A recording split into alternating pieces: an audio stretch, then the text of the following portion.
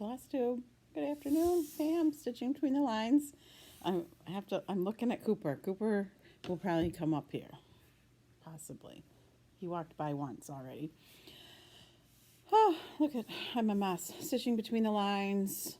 Video number 66, which is such a big number. I know, right? It's Tuesday, November 19th, 2019. November 19. Is that scary or what? I have had a very, very, very busy stretch of time here. I know everybody always says it's busy and crazy and all that, but busy. We're busy. I'm going to move this. I feel like I'm looking down. We're downstairs in the basement family room because all the things I have to show are down here. So it's a function of haul everything upstairs or just do the video. Time-wise, today's the day. I will go where there's decent internet this evening. Although I think this might be short, so I might be able to upload it. No problem. Anyway, I went to the Frugal Empire Retreat this past weekend, which was in Albany, New York, which is 3.5 hours. If it's me driving, it's probably more like 4 hours. And it was at a residence inn outside, it actually in a suburb of Albany. Distance wise, that was it. 3.5 hours, 4 hours. I really like to, if I'm going to drive myself, only go 4 hours, but I didn't lose an entire day to travel, so that's awesome. I don't think I would go further than that. Trying not to spend so much time in airports because I'm tired. So I went and did the things and stitched and visited and really had a nice time. Small group, which is nice. Varying people that I've met before, which is also nice. Very nice. It's nice to go and have some quiet time with people, not all in a gigantic room full of people, constant noise and all that. So anyway, I took 2 projects and only worked on one. I took Prairie Schoolers July. I'm doing them slowly but surely, making my way. This is all of maybe the second month that I've ever done. Maybe the third. I think I did January. I don't know. Oh, I should get the book out and show you the pattern. So before I worked on this at Amana at the Midwest Retreat, and I outlined the roof. I had the compass done, outlined the roof, and I had I had half the top, the side, and the bottom done. So I finished the top and down the side. All of this I did this weekend. All of the house, other than the outline of the roof, I did this weekend, and I filled in the roof. So that's a fair amount of stitching for a day and a half, minus time out to do some shopping things and go out and eat and visit and whatnot. I got to the hotel around 1 o'clock. And the hotel was very gracious, and they had I didn't hear about anybody whose room wasn't ready that got there early. So that was a nice feature, is that you could check in, and then some ladies had already arrived and had set up some tables.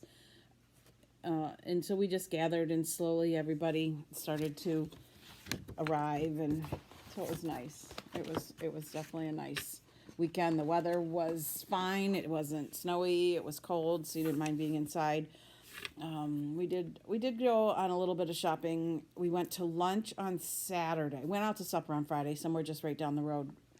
On Saturday, we went to lunch, and we got takeout supper from the same place we had lunch. So that was a nice thing. So you didn't feel like you're constantly organizing yourself to go find where to eat and then go eat. And so I really appreciate Lynette's Homesteading on the Home Front's efforts on doing these. Little hiccup there in the middle. Anyway, let me pick up where I left off. Part of the retreat involved a smalls exchange, so I actually already showed everybody what my small was. It was in the last video. Oh, it makes me remember. I had some ornaments I should have had ready to show, but we'll skip those. So the Smalls Exchange at the Frugal Empire Retreat. I think 18 people participated, which was a nice number. No stealing. It was just your number. You were given a number in the beginning, and that's the sequence that you went up and you opened your present and you showed everybody.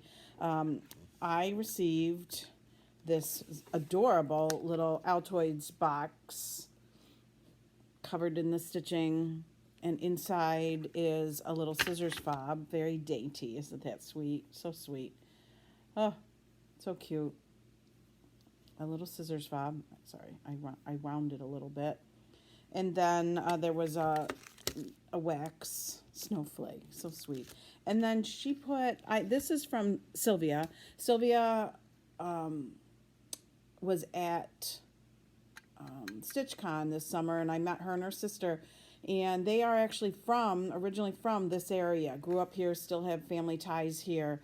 So that was really nice. I got to spend a lot of time with the two of them and talking about, their trip back here to visit recently and see some family and sort of a trip down memory lane. So anyway, Sylvia made this, so sweet, and she put magnet on the bottom. So I am going to love that. I have a smaller tin that I have a needle minder in, so that's the magnet, and I put I stick needles right on the needle minder, and I have a little teeny tiny pair of scissors that goes in there. So I will have another one that I can put in another project bag. Actually, when I travel, this is what I bring, and I have scissors in it. It's in a project bag usually on my carry-on, and nobody's ever looked at it.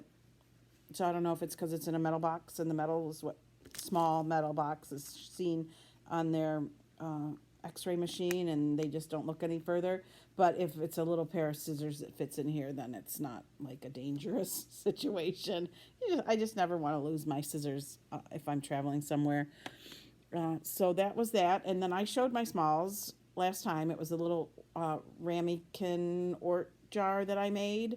I showed it as an FFO on my last video and didn't say what it was for, but that's what it was for. I filled it. You could lift it up the top, and I put in there a bunch of little stitchy related things, some floss waxer and just odds and ends of little things. And so you can put your orts in it and stick your pins in the top if you want, or your needle. And Debbie Pratt got that. I don't believe I've ever met Debbie before, and she doesn't do Flosstube either. Neither does Sylvia. So she got that, and I got Sylvia's, and they're sweet little things. And then what else? I've been working on Santa is the only other thing I've been working on. Picture here of where he was after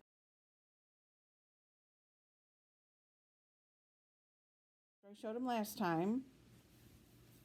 And here he is now, getting there. Lynette wanted me to bring him, and I said he was in timeout because he was. I got tired of working on all this white, so I moved over the red. 1, 2, 3 sections of red were already done. So I moved over to work on the green, which was just as bad as working on the white for how fiddly and fussy it was. So I pretty much am done with the wreath, this section of it. These are candles that are in the wreath, and they have a little bit of a flame at the top, which I haven't stitched yet. They use some of the same colors that I need to get back to over here. And so then I started it on, just to get away from white again, I started on the holly and berries and his hat. So that's what I'm working on right now. I'm just kind of hopping back and forth between the two things, the wreath and the ribbon and Santa. So he's coming along. I still am a little hesitant to think that it'll be done by my birthday, because my birthday's in 2 weeks, or roughly 2 weeks. I'm going to try. It's so busy. I've been so busy. I've had very little stitching time. I have decided that Friday coming up is going to be nothing but a sewing related day.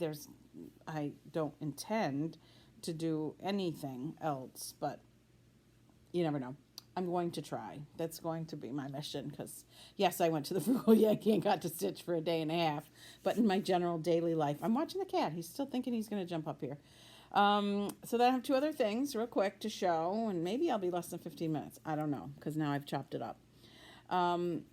I was watching Teresa Kitten Stitcher, and she said that she wished people would do what I'm all into, which I feel like that's like I don't want to copy if that's a thing she does. I don't want to I don't want to be a copycat. I really try not to do that. But anyway, so I was upstairs after I went out and got the mail and gathering up my things and coming down here, and I haven't had lunch yet today, and so I usually have yogurt, and then I grabbed one of these out of the fridge, and I have actually thought about this is would be one of my what I'm all into. I don't even have the whole package, so I can't even tell you. Oh yes, okay. The balanced breaks, they come in the grocery store in a package of 3, and my grocery store, my fabulous, wonderful Wegmans, which is fabulous and wonderful, even who carries Ray Dunn stuff. So what are we talking? Carries these, not in the dairy section where they are like at Walmart, for example. See, here's Cooper. I knew he couldn't stay away. They are like in the front where you just kind of grab, maybe you need a dozen eggs or a quart of milk, or just a single serving of a beverage, water, milk, juice kind of thing, and these are in there. So you have to know, like you have to think to stop by that counter and grab some. These are just enough of a snack with the cheese and the nuts and the dried fruit, and some of them are cheese and maybe a little bit more of a trail mix kind of thing in here. I don't like that. I don't want chocolate in my healthy snack, I guess. There's some that are like sunflower seeds, some kind of seeds, and a dried fruit and a cheese. Anyway, that's my thing. These are always in the fridge. And then another thing that I came across, I can't believe, I had been wondering what happened to this. And last night, my husband was going through a trunk that he has carried with him. I don't know. It was like that trunk your parents get you when you go off to college. It had like his old high school yearbooks in it and some things like that. And apparently, I'm going to guess that maybe when we moved into this house, which we've been here almost 15 years, I think, 14 years. Maybe we emptied a desk into that trunk. I don't know. There was like a lot of pens and pencils in there, which makes you think you emptied your desk. But also in there were all of our leftover, never used, like wedding invitations and response cards, and all kinds of cards, like a huge collection of cards, like our bridal shower cards, our wedding cards, I don't know. I guess I never even wondered where those went. No idea. I don't know. But I had been wondering where this went. So we'll show.